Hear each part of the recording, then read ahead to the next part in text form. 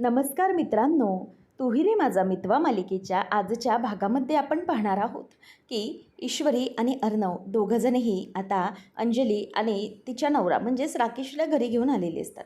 तेव्हा राकेशला घरी आणत असताना अंजली म्हणते की या, हे आपलं घर आहे. तेव्हा अंजलीच्या मनात हेच विचार सुरू असतात की एकदा यांना या घरी आणलं म्हणजे त्यांच्या मनातल्या हळूहळू गोष्टी बाजूला व्हायला लागतील आणि त्यांना सगळं काही मागच्या गोष्टी आठवायला मदतच होईल. त्यामुळे तेवढ्यातच आता मामा दरवाजा उघडतो आणि जोरामध्ये सरप्राईज असं ओरडतो. तेव्हा मामाने ओरडल्याबरोबर अंजली आणि राकेश दोघेही दचकतात. तेव्हा मग मामा म्हणतो की अरे घाबरू नका, मीच आहे. जावई बापू घाबरू नका, तुमचं स्वागत करण्यासाठी मी इथे उभा आहे. त्यानंतर मग ईश्वरी अर्णव आतमध्ये येतात. मामा त्यांना टोपी देतो आणि म्हणतो की चलाले सगळेजण आता या टोप्या घाला. आणि मग मामा म्हणतो की माझ्या या छोट्याच्या नातीचं त्याचप्रमाणे माझ्या भाचीचं आणि भाची जावयाचं कौतुक करण्यासाठी आणि स्वागत करण्यासाठी हा मामा इथे आता उभा आहे. त्यानंतर मग अर्णव आणि सगळेजण टोपी घालतात. तेव्हा मामी म्हणते की काय झालं, सगळ्याजणांना तुम्ही अशा या टोप्या का वाटताय? तेव्हा मग मामा म्हणतो की तेव्हाच मी म्हटलं सगळ्यांना टोपी घालणारी मध्येच काही बोलली कशी नाही. तेव्हा ती म्हणते की काय? मग सगळेजण त्या जोकवरती हसायला लागतात. आणि नंतर मग मामा म्हणतो की चला आता यांचं कौतुक करूया आणि चला आतमध्ये या. तेव्हा आजी म्हणते एक मिनिट, अरे अवी आतमध्ये कसं काय? चला यांचं औक्षण करायला नको, छोटीशी गोंडस परी येते ना घरी.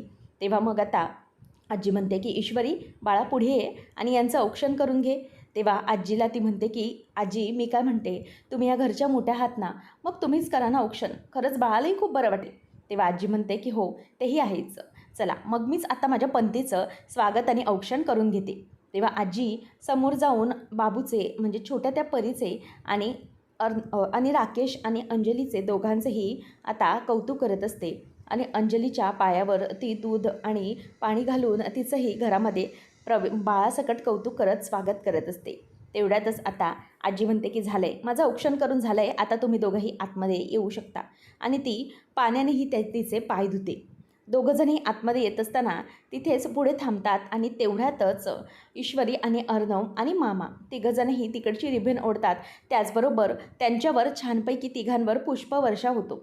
आता हे झाल्याबरोबर राकेश अगदी दचकतो आणि घाबरतो. आणि अंजलीलाही ते पाहून खूपच धक्का बसलेला असतो. म्हणजेच ती आनंदाने खरं तर शॉक झालेली असते की इतक्या छोट्या वयात इतकं सगळं केलं आहे. तेव्हा मग मामा म्हणतो की अरे वा, आपल्या छोट्याशा या परिवर्ती छान पुष्पवर्षाव झाला आहे आता. अंजली म्हणते की खरंच मामा थँक्यू सो मच, खूपच छान वाटलं हे सगळं केल्यामुळे. पण इतक्या कमी वेळामध्ये इतकं सगळं केलात, खरंच खूप सरप्राईज भारी वाटलं मामा. तेव्हा मामा म्हणतो की हे बघ, खरं तर थँक्यू, तू सरप्राईजचं कौतुक केलं, पण हे सगळे करणारं आम्ही नव्हतो बरं का. या सगळ्या गोष्टी करणारे हे त्या गोंडस आपल्या परीचे मामा आणि मामी आहेत. त्यांना जेव्हा समजलं की आमचं बाळ घरी येणार, तुला डिस्चार्ज मिळणार आहे, तेव्हा लगेच तातडीने घरी आले आणि त्या दोघांनी मिळून ह्या सगळ्या स्वागताची आणि डेकोरेशनची तयारी केलेली आहे.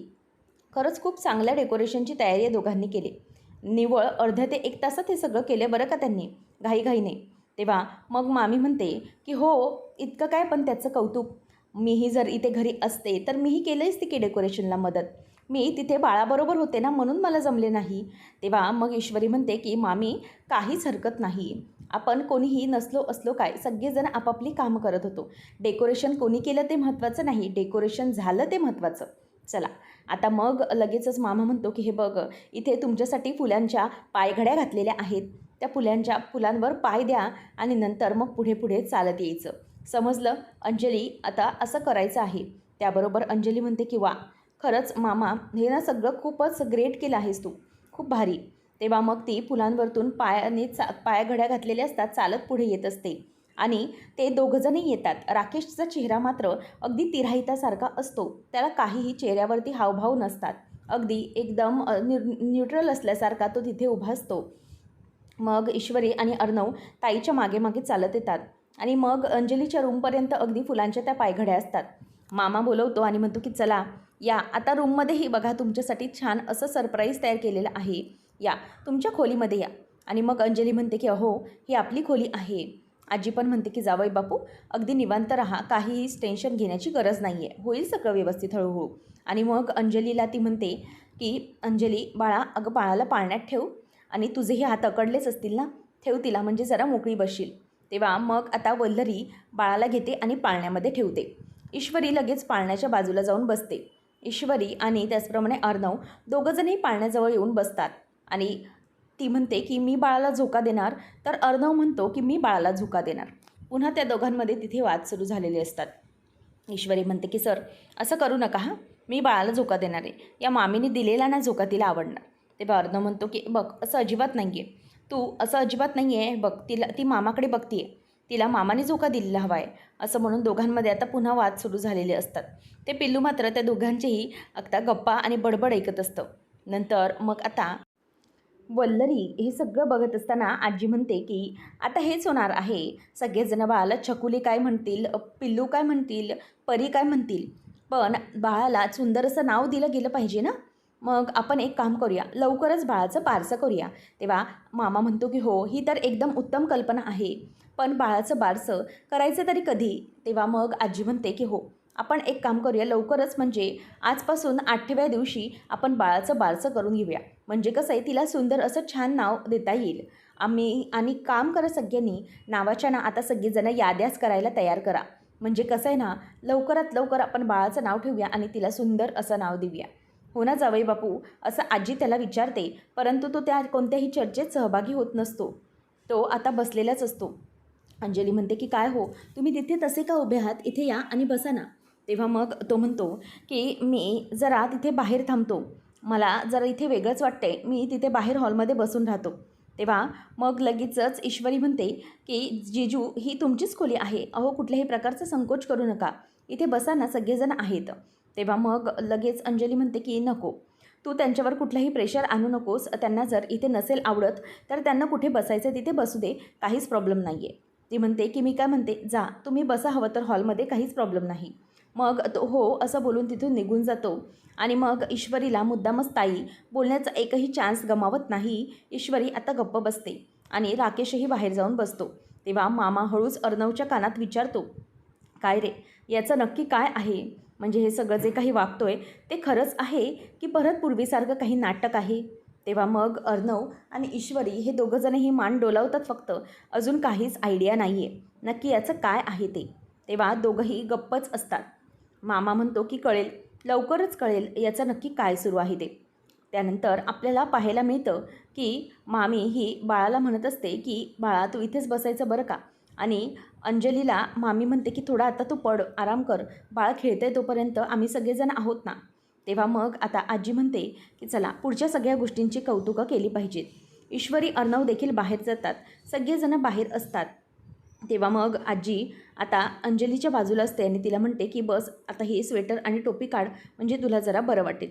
तेव्हा मामी तिचं ते सगळं हातातलं घेत असते आणि आजी म्हणते की अंजली खरंच खूप बरं वाटलं गं, म्हणजे सगळ्या काही गोष्टी हॉस्पिटल आटोपलं आणि आपण आपल्या घरी आलो.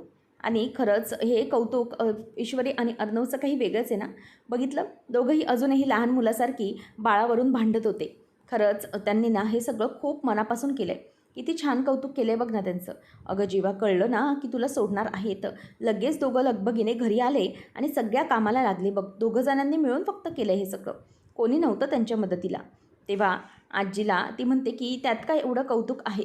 तेव्हा आजी म्हणते की अगं असं कसं म्हणतेस तू अंजू, कौतुक कसं नाही. अगं स्वतःची भाची येते म्हटल्यावर त्या दोघंजणंही अगदी आनंदाने मनापासून कामाला लागले ना, ते पण तितकंच महत्त्वाचं आहे ना. म्हणजे किती काही झालं तरीही त्यांना एक गोष्ट माहिती आहे, त्यांचा जीव आहे तुझ्यावर आणि बाळावर, म्हणूनच हे सगळं केलं ना त्यांनी. नाहीतर जिथे कौतुक करायचं असेल तिथे करावं.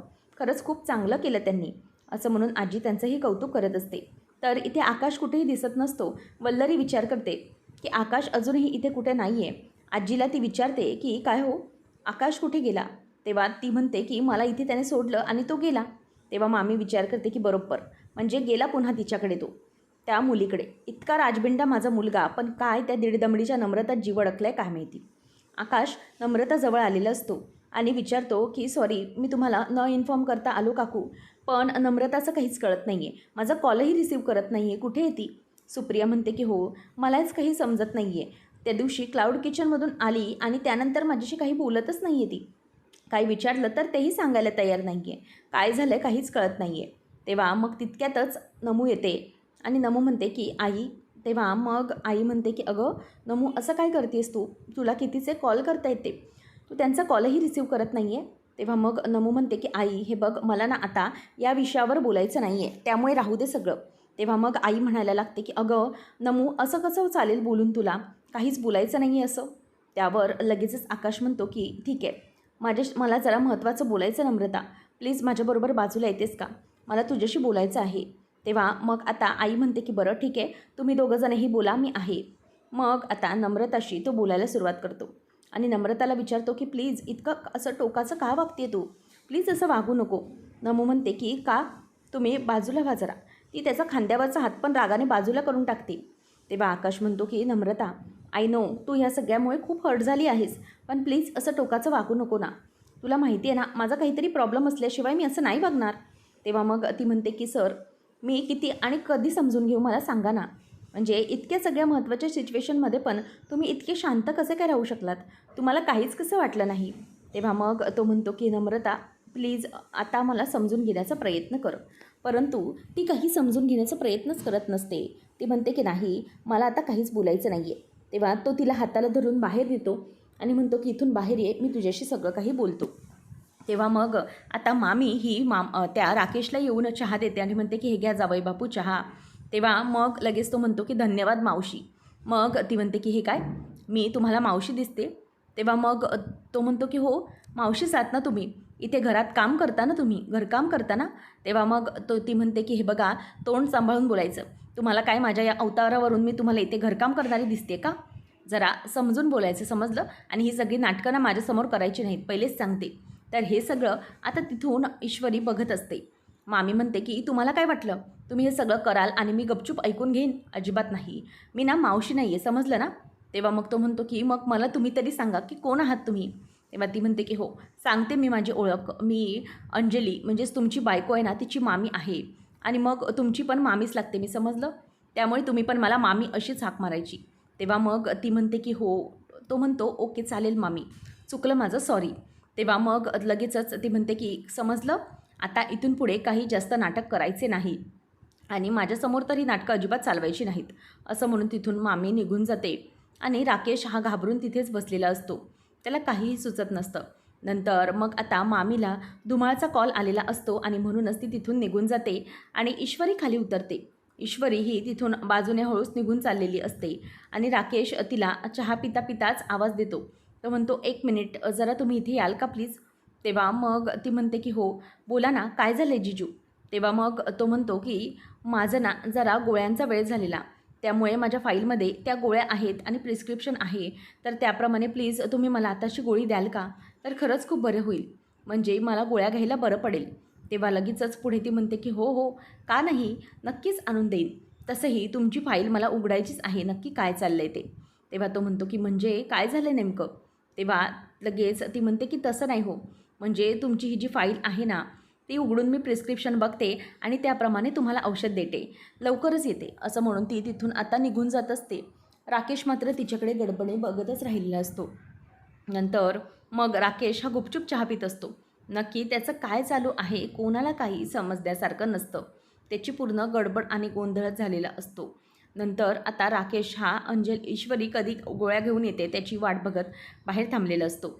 आता मामी ही बाहेर येऊन धुमाळशी बोलत असते.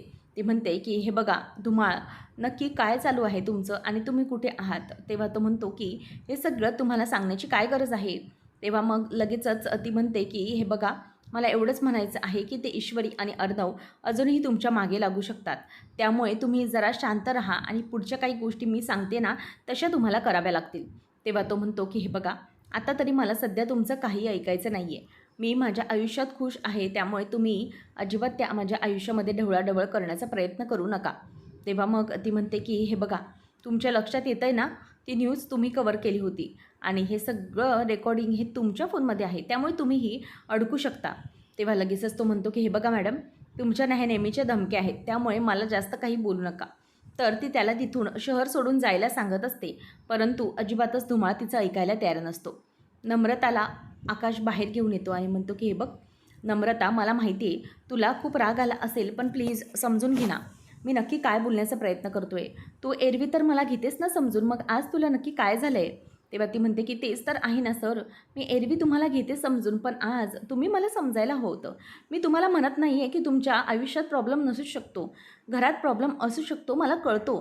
परंतु तुम्हाला मी आधीच सांगितलं होतं की नाही, की आज आपण त्यांची मीटिंग ठेवूया नको, आपण नंतर कधीतरी बघूया. पण तुम्ही माझ्यावर हट्टाने चिडलात आणि मग मला म्हणालात की आजच करायचं, मी येतो.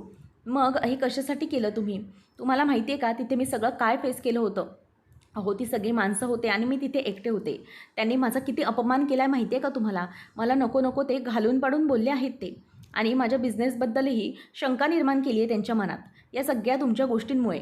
मग आता मला सांगा, काय करायचं आहे मी? मला खूप वाईट वाटलं. एरवी मी तुम्हाला समजून घेतेच ना, प्रत्येक गोष्टीत तुम्हाला समजून घेते. काही प्रॉब्लेम असतील, काही असेल, सगळ्या गोष्टी तुमच्या मी समजून घेते. पण आता आता असं नाही. तुम्हाला त्या सगळ्याची सवय झाली आहे की नम्रता ऐकून घेईल, समजून घेईल. पण नाही, आता मी ते अजिबात करू शकत नाही आहे. बस झालं सर, असं म्हणून ती आता गप्प बसलेली असते.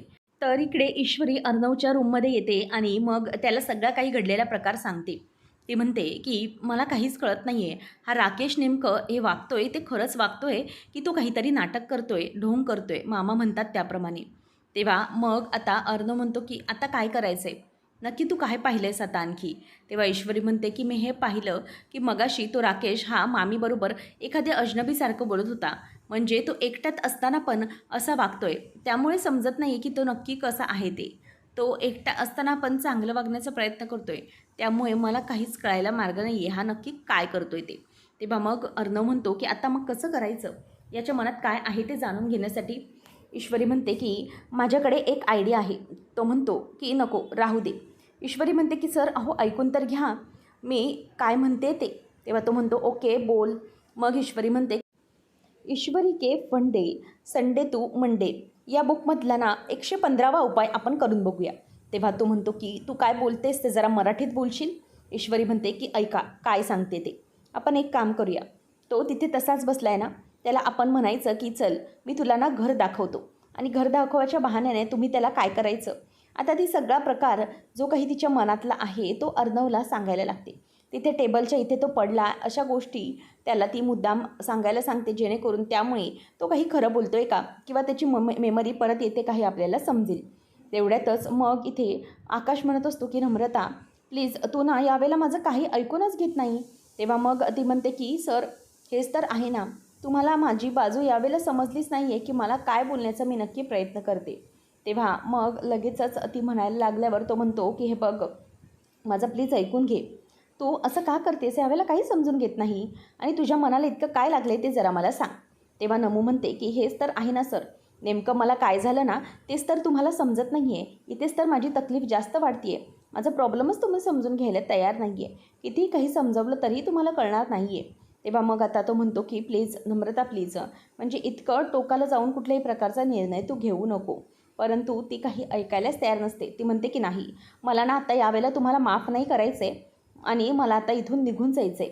असं म्हणून ती तिथून बाजूला निघून जाते. तो म्हणतो की प्लीज एकदा ऐकून घे नमो नमो, पण तू ऐकूनच घ्यायला ती तयार नसते. ती तिथून आतमध्ये निघून जाते आणि त्यांचं हे बोलणं हे सगळं काही शुभंकरने ऐकलेलं असतं. आता राकेश अजूनही हॉलमध्येच बाहेर बसलेला असतो. अर्णव ईश्वरी त्याच्याजवळ येतात आणि अर्णव म्हणतो की काय झालं का चहापाणी? तेव्हा तो हो असं म्हणतो. नंतर मग अर्णव त्याला म्हणतो की किती वेळ असं इथेच एकट्याने बसून राहणार आहात, तुम्हाला बोर होईल. त्यापेक्षा चला मी तुम्हाला आमचं घर दाखवतो. तेव्हा तो म्हणतो की काय घर दाखवताय? मग अर्णव म्हणतो की हो चला. तेव्हा तो म्हणतो की हो म्हणजे मला चाललं असतं तुमचं घर बघायला, पण काय ना किती काही झालं तरी तुम्ही सगळेजणं म्हणजे तुम्हाला कोणी आवडेल नाही आवडेल घरात फिरलेलं. तेव्हा मग तो म्हणतो अर्णव की नाही नाही असं काहीच नाही आहे, तुम्ही एका जागी असेच बसून राहणार.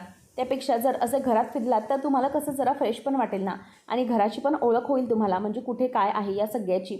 तेव्हा मग ईश्वरी म्हणते की हो अगदी बरोबर आहे, या तुम्हाला म्हणजे सगळं काही बरं वाटेल, असं ईश्वरी आता त्याला म्हणत असते. तर ती विचारते की तुम्हाला माहिती आहे इथे काय झालं होतं? इथे ना तुम्ही असे पडला होतात. तेव्हा तो म्हणतो की काय इथे मी पडलो होतो? तेव्हा मग ईश्वरी म्हणते की हो हे ना तुम्हाला लागलं होतं डोक्याला आणि त्यामुळे तुम्हाला इथे पडला होता तुम्ही. तेव्हा आता राकेश काय बोलतो या दोघांची त्याच्यावर नजर असते. तो नेमकं काय बोलण्याचा प्रयत्न करतोय. आता जेव्हा अर्णव पण म्हणतो की हो तुम्ही ना इथे पडला होतात, तुम्हाला आठवत आहे का जिजू? आता तो स्वतःच्या मेंदूला ताण देण्याचा प्रयत्न करत असतो, पण तो नेमकं काय बोलतो या दोघांचंही त्याच्याकडे लक्षच असतं. त्यानंतर पुढच्या भागात आपण पाहणार आहोत, धुमाळ आणि वल्लरी बाहेर भेटलेले असतात. आता धुमाळला ती म्हणते की एक काम करायचं, तुम्ही हे सगळ्यामध्ये अडकण्याच्या पेक्षा ना एक काम करा, या सगळ्याचे जे काही तुमचे फोटोज आहेत ना आणि जे तुम्ही ती न्यूज कवर केलेली होती रमाकांत राजेशिर्केबद्दल, त्याबद्दलचे सगळे निगेटिव्स आणि ते सगळ्या गोष्टी फोटोज माझ्याजवळ द्या. म्हणजे कसं आहे ना, तुमच्या डोक्यावरचं ताणच जाईल. तेव्हा लगेचच तो म्हणतो की हे बघा, माझ्यासाठी ते खूपच मोठं आहे आणि हे सगळं मी तुमच्या ताब्यामध्ये सहजपणे देऊ शकत नाही. नो, तुम्हाला मी हे माझ्या पर्समध्ये तातडीने देऊ शकणार नाही, समजलं? ते नेगेटिव्स आणि ते जे फोटोज आहेत ना, ते माझं आयुष्य आहे, आयुष्य, आणि मी ते केलेलं काम आहे, त्यामुळे मी तुमच्या हातात ते देऊ शकत नाही, असं म्हणून धुमाळ रागाने तिकडून निघून जातो. तर अर्णव हा राकेशशी बोलता बोलता त्याच्या रूममध्ये राकेशला आणलेलं असतं आणि तेवढ्यातच त्याला कॉल येतो. हा शिर्के काय बोलताय असं म्हणून तो तिथून बाजूला येत असतो. खरं हा तर सगळा त्यांच्या प्रवासाचाच भाग असतो, म्हणजे मुद्दाम अर्णवला समजलं तर हा खोटारडा आहे, तर मग त्याला बाजूला घेऊन जायला. नंतर मग इथे आता अर्णव बाजूला गेल्यानंतर राकेशची नजर तिथे असलेल्या बॅगवरती जाते आणि ती पैशांची बॅग असते. राकेश तिकडे बघायला लागतो. अर्णव हळूच आता जिन्यावरून बघत असतो तर ईश्वरी एकदम खाली असते आणि नक्की वर काय चाललं आहे या दोघांनाही पाहायचं असतं. राकेशने त्या बॅगला आता हात लावलेला आहे, पण नेमकं राकेश त्या बॅगबद्दल काय करणार आहे, त्याची चोरी उघडकीस येणार की ईश्वरी आणि अर्णव या पुन्हा दोघंजणही फेल जाणार, हे सगळं पाहणं अगदी रंजकतेचं ठरणार आहे. अशाच अपडेट्ससाठी चॅनलला नक्की सबस्क्राईब करा. धन्यवाद.